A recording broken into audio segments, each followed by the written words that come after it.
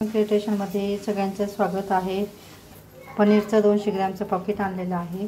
तर त्याच्यासाठी आता भाजी बनवायची आहे आपल्याला पनीरची।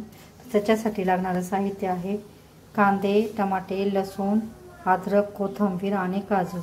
तर एवढं साहित्य मी घेतलेलं आहे। तर आता 2 कांदे कापून आपण असे भाजून घ्यायचे, जास्त काळे नाही भाजायचे, थोडे आंबळ भाजून घ्यायचे। टमाटर पण थोडं भाजून घ्यायचे।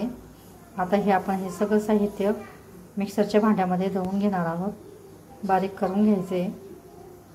गरम पाणी करून त्याच्यात टाकून घेतलेलं आहे, कारण आपण ते पनीर फ्रीजमध्ये ठेवले असल्यामुळे ते कडक होतं आणि गरम पाण्यात टाकल्यामुळे ते थोडं नरम पडतं। त्याच्यासाठी आपण हे पनीर इथे गरम पाणी करून त्याच्यात ठेवलेलं आहे।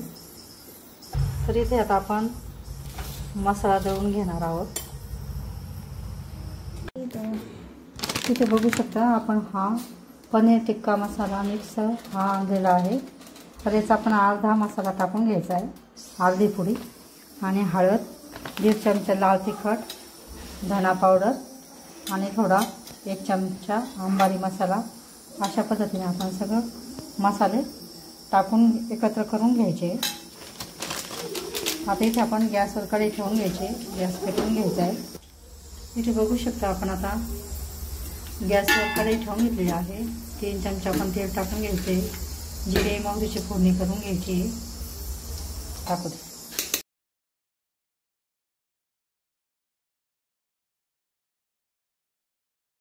इथे आता आपण अद्रक, लसूण आणि कोथिंबीरची पेस्ट करून घेतलेली आहे।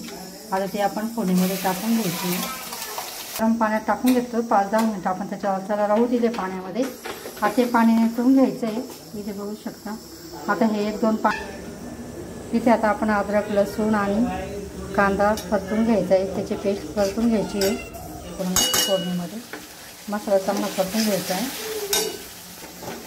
इथे आपण काजू आणि टमाटे दळून घेतलेले आहेत, बारीक करून घेतले आहेत। मिरची आपण आता हे स्वच्छ पाण्यातून काढून याचे आपले पाहिजे तसे काप करून घ्यायचे।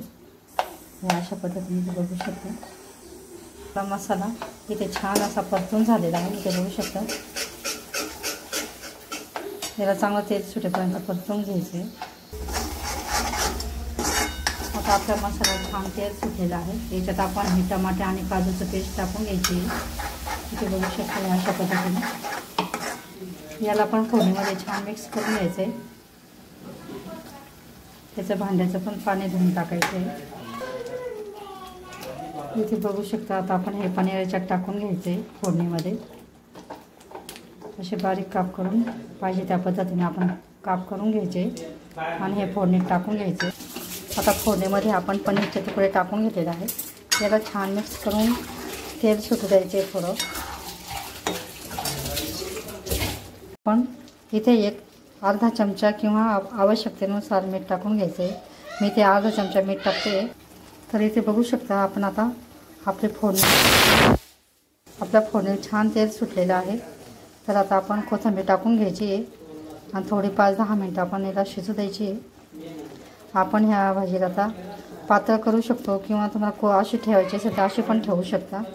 ही भाजी तयार झालेली आहे। इथे बघू शकता। जर ही रेसिपी आवडल्यास, व्हिडिओ आवडल्यास लाईक करा, शेअर करा, चॅनलला सबस्क्राईब करा। व्हिडिओ बघितल्याबद्दल धन्यवाद। मस्त खा आणि स्वस्त रहा। पुन्हा भेटूया अशाच नवीन रेसिपी सोबत, नवीन व्हिडिओ।